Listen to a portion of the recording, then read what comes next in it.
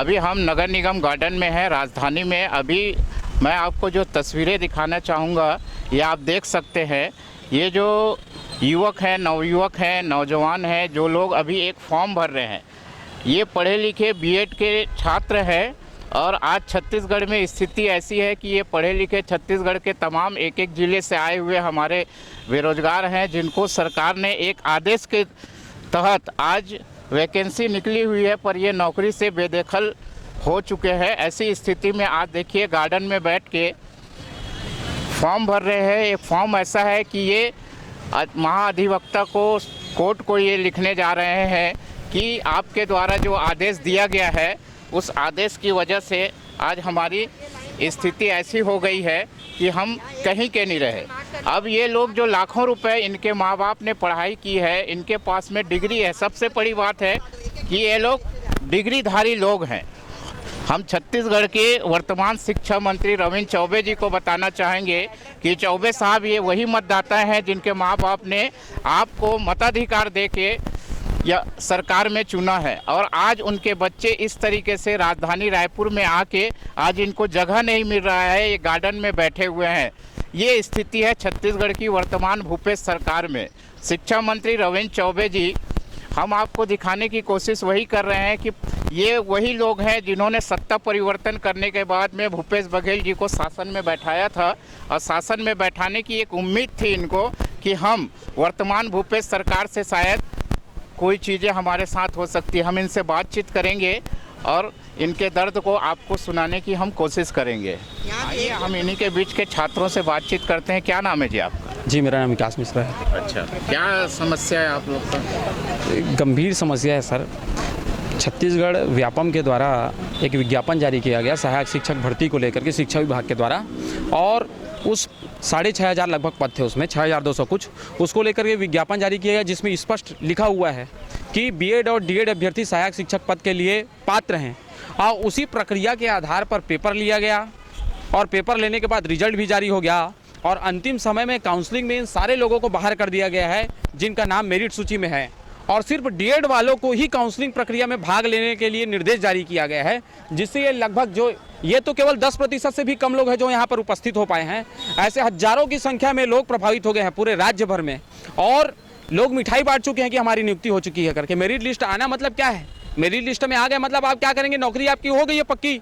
सारे लोग मिठाई खिला चुके हैं, अड़ोसी को, पड़ोसी को, रिश्तेदारों को, संबंधियों को, और उसके बाद सरकार एक निर्देश निकाल देती है कि माननीय फलाना फलाना ऐसा करके, और इसमें क्या कर दिया गया है कि सारे लोगों को अपात्र बता दिया गया है, और उसके स्थान पर सिर्फ डीएड वालों को नियुक्ति दिया जा रहा है।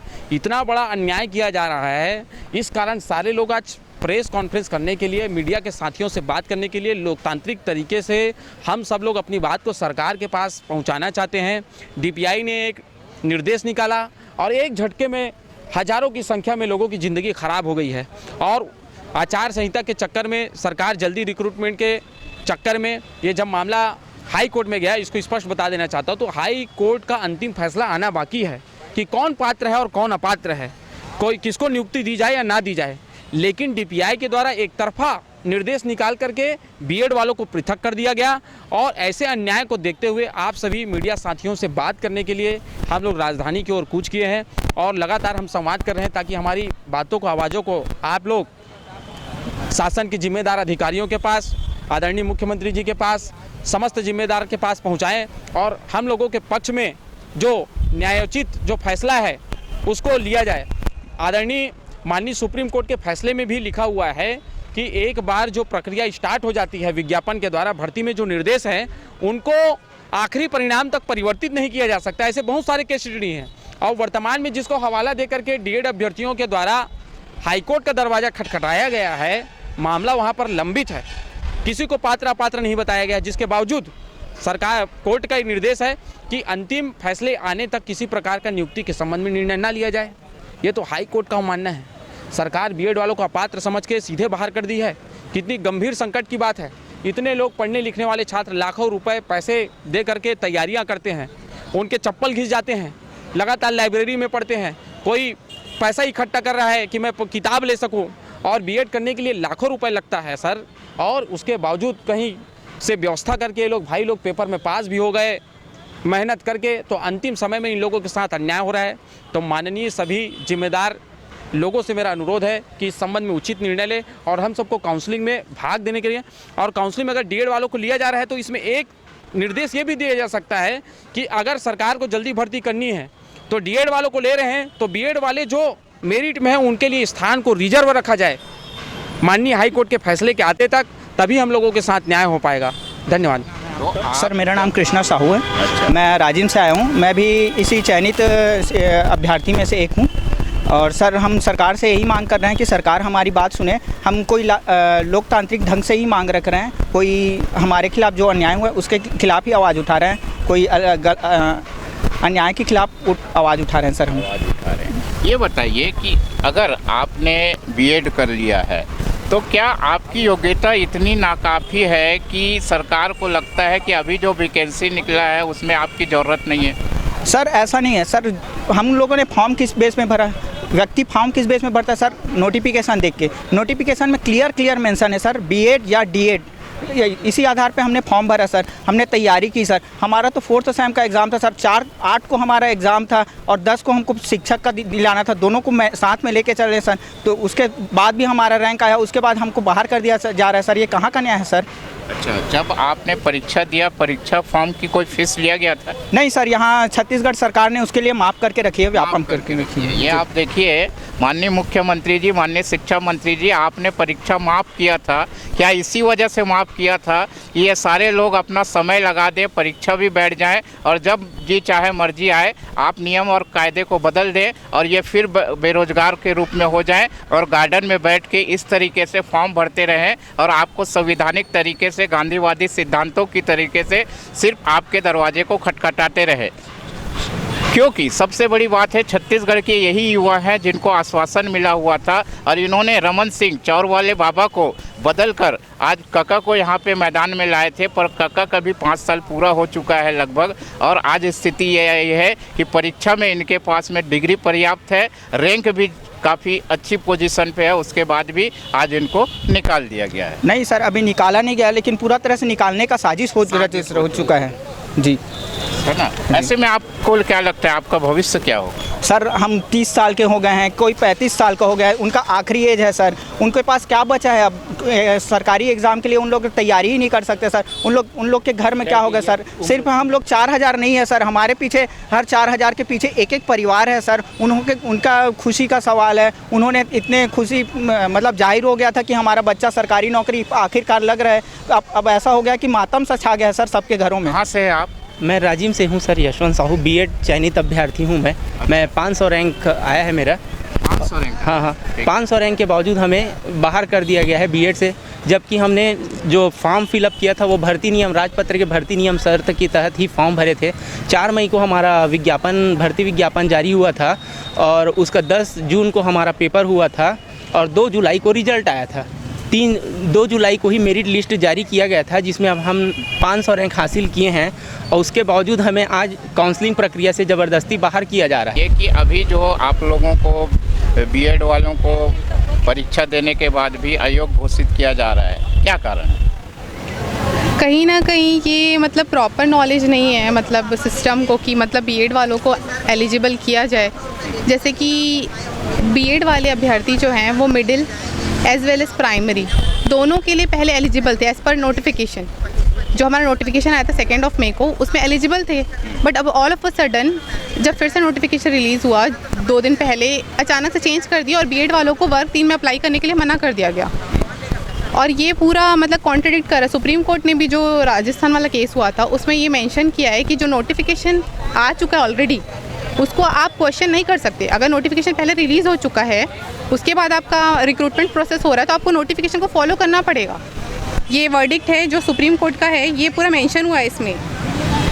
We are of the opinion that the state government could not have ignored the notification while inviting application for writ. Even if the state government was of the opinion that such notification was unconstitutional or for any reason illegal, the same had to be stayed or set aside by a competent court before it could be ignored. तो ऐसे में ऐसे क्या लगता है आने वाले समय में आपका फ्यूचर क्या होगा? सर अगर ऐसा चलता रहा तो फिर हमको सोचना पड़ेगा ना बीएड करने से पहले। ये तो आप अपने ही स्टेटमेंट को कॉन्ट्रडिक्ट कर रहे हो। आप तो खुद फोर्स कर रहे हो बच्चों को कि आप बीएड करो, बीएड मत करो। आप एजुकेशन सिस्टम को चैलेंज करो, जो हमारा एनसीटी गाइडलाइन है, जो हमारा राइट टू एजुकेशन है, जो हमारा आर्टिकल 21 है, आप सबको चैलेंज करो इससे। तो इससे क्या लगता है आपको कि वर्तमान सरकार की कोई साजिश है युवाओं को लेकर? सर ये तो मैं नहीं, मुझे नहीं ऐसी ये जानकारी जब आपके माता पिता को पहुंची हाँ। तो उनका क्या रिएक्शन था? सर अब ऑब्वियस सी बात है, घर में तो ऐसे खुशी का माहौल था कि अब तुम सिलेक्ट हो जाओगी, और मतलब सबको था कि हाँ इसको एक गवर्नमेंट सर्विस में चले जाएगी, तो मतलब सब बहुत खुश थे। अब एकदम अचानक से मतलब कि ये रिज़ल्ट ऐसा डिक्लेयर कर दिया कि बीएड वाले नहीं बैठ सकते अभ्यर्थी, तो उससे मेरे घर वाले तो बहुत निराश हो गए। अब तो ऐसा बोल रहे कि मेरे घर में बोल रहे कि मत करो बेटा, तुम बीएड क्यों करोगे, मत करो। मतलब मेरे जो छोटे भाई बहन उनको यही बोल रहे हैं। मतलब इतने सारे पेरेंट्स का मतलब ना जो बिलीफ है सिस्टम पे वो मत उठे, इसलिए सिस्टम को ना हमारे ऊपर ध्यान देना चाहिए और इस पे ना दोबारा सोचना चाहिए, ताकि उनका ट्रस्ट उस पर कायम रहे। हम बहुत ट्रस्ट करते हैं, कक्का हमर जिंदा है, प्लीज़ हमारा ट्रस्ट ब्रेक मत करिए, और हमारी हमारा जो प्रॉब्लम है उस पर थोड़ा विचार करिए, और हमको भी मतलब दिया जाए चांस, क्योंकि हम लोग एलिजिबल है, हम सब मेरिटोरियल स्टूडेंट्स हैं, यहाँ जितने लोग बैठे सब मेरिटियस स्टूडेंट हैं, तो सबको मतलब देना चाहिए चांस, मुझे लगता है। Thank you. सविता भारद्वाज।